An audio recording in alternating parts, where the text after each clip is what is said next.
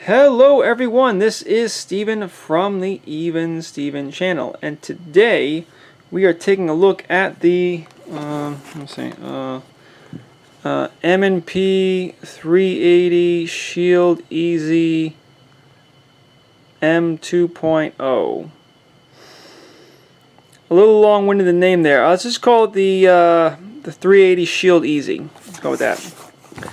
Anyway, so is the M&P 380 Shield Easy the right gun for you?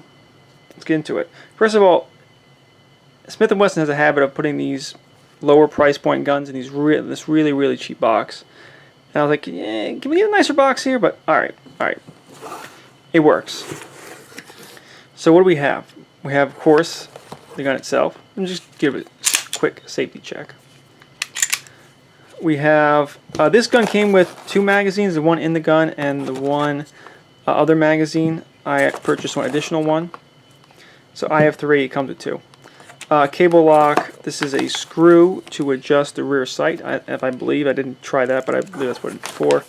And a little bit of literature, and then I think there was a loaded, a safety flag, a chamber insert to make sure it's not loaded. And that's it. It's a pretty bare bones box, and we will probably not be seeing this again. Alright, so what do we have? We have the, again, Smith & Wesson M&P 380 Shield Easy 2.0. Wow! Alright, so just a quick rundown. Smith & Wesson is the brand name. M&P is their kind of line of military and police. Their line of guns that they think are intended more for defensive or serious use. 380, okay. Shield, the Smith & Wesson Shield was a pretty revolutionary 9mm handgun that was just a little bit smaller than this, and this is kind of a play on the Shield. This is the Shield Easy, which is designed to be a little bit easier for some people to use. So let's get this out of the way real quick. I guess I'll just hold it like this. Who is this gun for? This is kind of a do-all gun. If you hold it in your hand, you'll see that it's small, but not too small. I have, I guess, large size gloves, large sized hand gloves, large size gloved hands, and I can get a full grip on this pretty well. So it's big enough to shoot like a full-size gun. It's kind of small enough, light enough, and thin enough to kind of be a carry gun. And it's got a rail on here, which you can put a light on if you need to. So it kind of flexes into a few different roles. Concealed carry, home defense, range gun. It's kind of a dual gun, and it's cheating. I don't say cheating. It's leaning a little towards the smaller size. This is a gun intended maybe for people who aren't the biggest or the strongest or the most experienced. It's more of a gun for maybe your grandmother or your grandfather or your wife or your husband for that matter. I don't judge. And that's kind of its market. It's designed to be a easy gun to use. And so the question is that a good gun for you or someone that you know? And we'll go through it. Technically speaking, this is a hammer-fired. Interesting. Semi-automatic, single stack, 380 handgun. Uses a lock breech. It's not a blowback. There is a bit of a locking there. As I guess you call that short recoil. As the slide and the barrel come back just a little bit, and then unlock. And supposedly that does do a lot to tame the recoil, even of a 380. If you get a 380 in a blowback operated gun, there's a little bit of snap to it. So let's go through the features of the gun. First, we're going to start with the magazines. And this might seem like an odd thing to really talk about a lot, but there's a lot to say about these magazines. First of all, this is the Shield Easy. So they want to make it easy for you. So they make a single stack magazine. Now they probably could have made a double stack magazine. If you look, wow, this is easy mouse, but you probably maybe could have widened that and made it a double stack, or just maybe could squeeze a few more rounds in there if you made more of a staggered column. Single stack magazines tend to be easier to load. They just tend to be. Because it's not, they don't have the friction, they don't have the friction of the rounds kind of tapering together at the top. So, yeah, this is not hard. And to make it easy, they've had these little tabs here. And I gotta be honest, the idea is supposed to grab these tabs and kind of pull down on them and then put cartridges in. It kind of works. It kind of works. I think it's still just as easy to put it in, one round at a time. One thing I will say about this magazine, I'm not sure how best I can show this. What I was doing was I was actually testing out these tabs. I was testing out the tabs, and what was happening is she had to have this magazine follower right here. Well, this is a pretty sharp edge, and what was happening was as I'm pulling down, it would get caught right there. The edge of the magazine follower would get caught right there. And so what I did was I took the magazines apart. I guess I don't need to do that because I'm explaining it to you. I think I can show it pretty well like that. It would get caught on this edge here. Only when you pull on these tabs. When you load them at the top, it doesn't do it. But because of the angle you're pulling down at, it would get caught right there and get stuck. I'm like, well, that defeats the whole purpose. So I would take the magazine apart and actually sand down this part right here, the magazine file, which is plastic. I would sand it down. And now it doesn't do it. So keep that in mind. These all work pretty well because I did that. So while this is trying to be an easy feature, ended up not working as well as intended. I hope Smith & Wesson got some feedback from someone about that. Let's go through other features of the gun. We have pretty good grip. Actually, I really like the texturing on this gun. The grip texturing is pretty... It's aggressive, not too aggressive. It's got it in the front. I guess not so much in the back because I have this safety here, but the texturing on the gun is actually pretty good. It feels good in the hand. It's very ergonomic. Magazine release is easy to reach. It's reversible. You can tell because it's shaped on the same way on both sides. I don't know how to reverse it, though. You can look it up. You can tell because there are magazine cuts on both sides. So it is reversible. It's nice. It has a grip safety. I actually don't mind it. I think it's a good idea. And what this does is basically either, by modern safety standards or by law in some places, this is a drop safety. This is intended as a drop safety. That if you were to physically drop the gun, it doesn't go off. Now you can design a drop safety in the trigger. You can design a drop safety in the grip. You can design a drop safety as a manual safety. A manual lever that you flip up and down. I like this because when you grab the gun, safety is deactivated. Gun will fire. I actually don't mind the way this is implemented, and I think Smith & Wesson did a good job. Now you can get a version with the manual safety, and I think that's redundant, and I recommend not doing that. Because now you have both the manual safety and the grip safety. And no matter what you do, you have to get the version with the grip safety.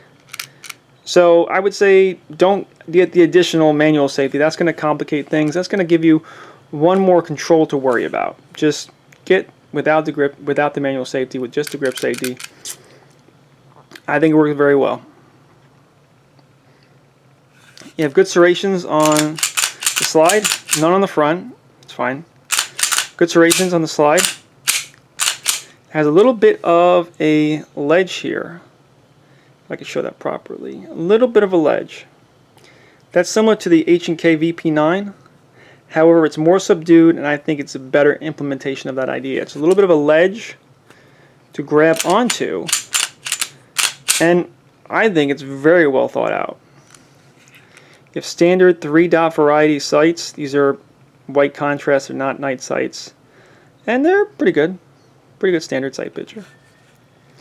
Slide release, it's relatively low profile, but it's big enough that you can get to. There aren't a whole lot of controls on the right side, so it's not a particularly left-handed friendly gun. The slide release is only on the left side, but you can reverse the magazine release, so it's left-handed friendly enough. I do like the kind of beveling or the weight reduction cuts here on there. I like that, how it's done. We have a loaded chamber indicator. That let's see, I have a snap cap here. I could show that. Now this is down now. I'm going to chamber the fake cartridge, dummy cartridge. You can see that is up a little bit. And I don't think you're really supposed to see it as much as physically touch it. You can physically touch that and feel that's up.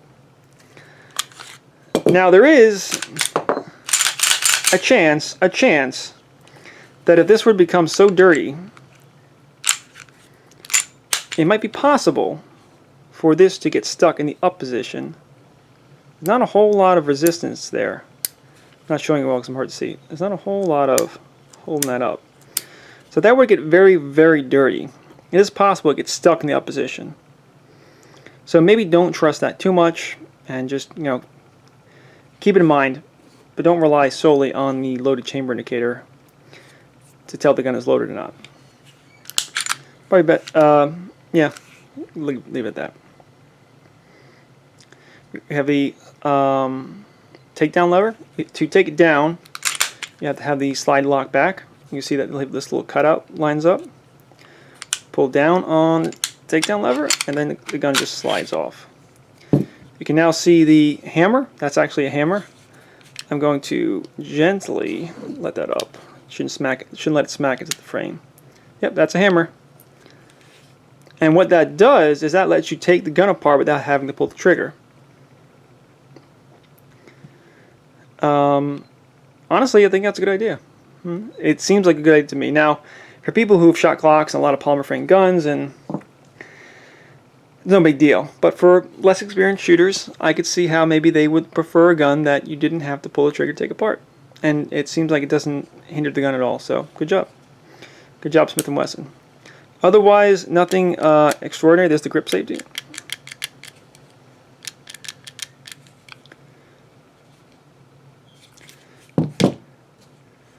Pretty standard manufacturing techniques, similar to the Smith & Wesson Shield. Got a captive recoil spring. You got a barrel. 380 auto. Now let's take a second and talk about that. 380 auto. Now 380 auto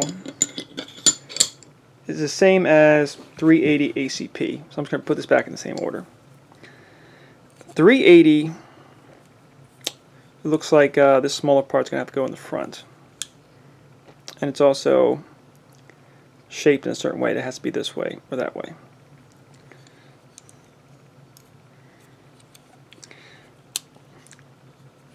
.380 auto is not a .38 caliber cartridge. Sticking up a little bit here. Okay, so as I was putting this on, it was smacking to that a little bit. Just gotta be careful. I don't believe you have to. Oh, yeah. Just getting caught up in the grip safety just a bit there. So 380 auto, 380 ACP is not a .38 caliber cartridge. It's actually 9mm. And unfortunately, I don't have any 380 ammo lying around. I just have my snap caps. So this is 380 ACP. This is 9mm. They're both 9mm cartridges. They're both 9mm caliber. 380 is 9x17. 9mm is 9mm Luger, as we know it's standard 9mm, is 9x19. Now you can see that, wow, that 9mm seems a lot bigger because 9mm cartridges tend to have a bigger bullet, I guess a longer bullet. 9mm Luger tends to have a 115 grain bullet or 124 grain bullet, and tends to go about 11 to 1200 feet per second. 380 tends to be about 90 or 95 grains and tends to go about 1000 feet per second. So you're going to have less mass and less velocity. So it's without a doubt going to be a less powerful cartridge. And like I said, we have a Picatinny rail here, 3-position Picatinny rail. Nice. Actually, that's, yeah, gives you some options. I guess these are supposed to be serrations, front serrations. Although they're a very poor attempt because once you get past this ledge kind of comes out. Yeah, I don't know. Maybe for press check. I don't know. I guess I don't know. That's not a particularly well thought out feature. And a front sight. But back to the cartridges.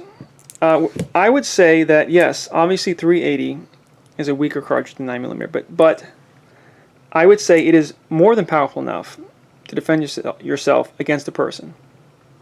I would have no problem carrying this and using this in a defensive situation. Now, how did the gun shoot? I will say that the M&P 380 Shield Easy is a very pleasant gun to shoot. It's not particularly big, but it's in 380, and you know what?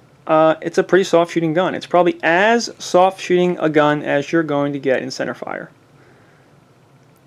I don't know what else I would think of in 380 or 32 ACP or even 9mm that's going to shoot as softly as this. Now, it's still a firearm, and it's still a gun. It's going to recoil. However, it's a very pleasant gun to shoot. So what about the accuracy?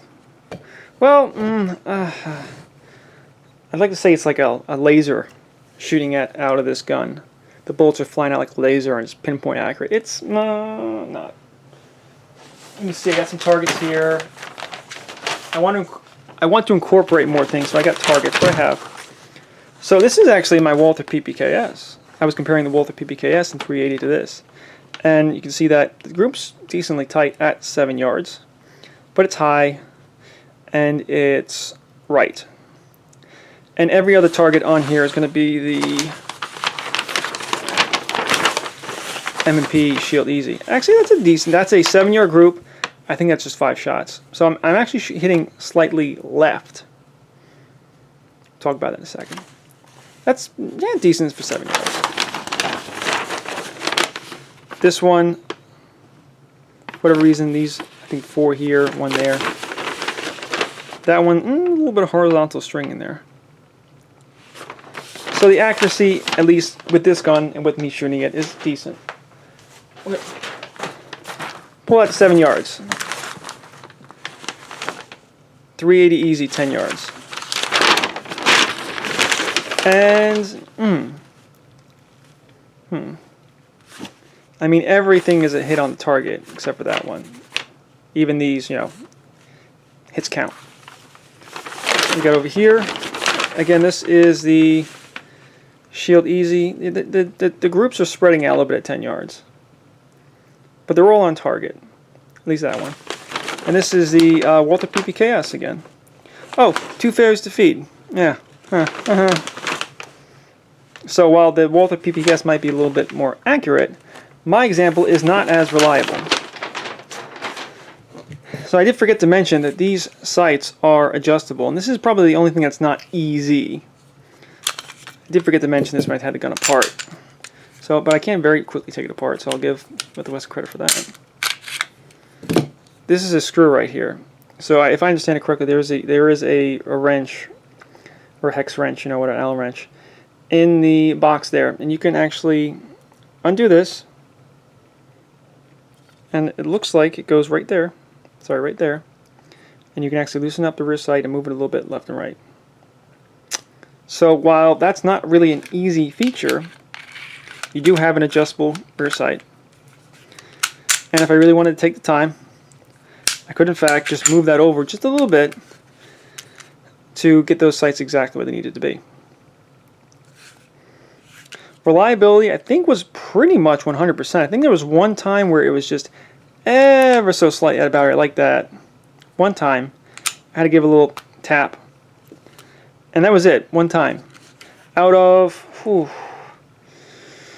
to say 400 or 500 rounds. Now, if I did a tap, rack, reassess, it probably would have gone out. It probably would have worked fine. However, I did notice, just by looking at it, it was just slightly out of battery and just smacked into home. Now, would I recommend the M&P 380 Shield Easy 2.0? Yes, I would recommend this gun. I think this is an excellent beginner's gun, an excellent do-all gun. a gun for maybe people who are a little less experienced, a little smaller stature, a little older, who want something to protect themselves, but maybe have a little trouble handling a 9mm or 40, 45 or whatever. You know, you should, there's a little advice here, you should shoot the most powerful cartridge you can. The most powerful cartridge you are comfortable shooting. If you're not comfortable shooting a handgun, any handgun, it's not really useful to you. You know, it's the old saying, missing with a 45 is worse than hitting with a 9mm or 380. So I would say buy the most powerful gun you are comfortable shooting, and if this happens to be this gun, go for it. Now with any new gun, a little more advice here, any new gun, you really should put a couple hundred rounds through it. Make sure it's working properly, make sure it's working reliably. That is when maybe a more experienced shooter can help an older shooter. You know, hey, maybe take it to the range one time with someone who bought this and maybe make sure everything's working properly. The example I think in my head is your grandmother wants a gun to protect herself. You suggest one of this, she buys it, take it to the range, have her shoot it, have you shoot it, make sure she likes it. If you have the chance to, maybe rent it, even if it costs a little bit of money, maybe rent a gun, because renting a gun and then seeing you like it is great. Renting a gun and then seeing that you don't like it is even better, because now you didn't buy that gun. You save yourself a lot of money. However, I have no problems recommending this particular gun. Smith Wesson M&P Shield, easy, 380 Shield, you get the idea. I'm getting tired of that stick. Yeah, so recommend from me, with the caveat again, just with any gun you buy and use for defensive use, you know, put a couple hundred rounds through. So this is Steven from the Even Steven channel, my review of, God, I forgot the name again, the 380 Easy. Thank you and goodbye.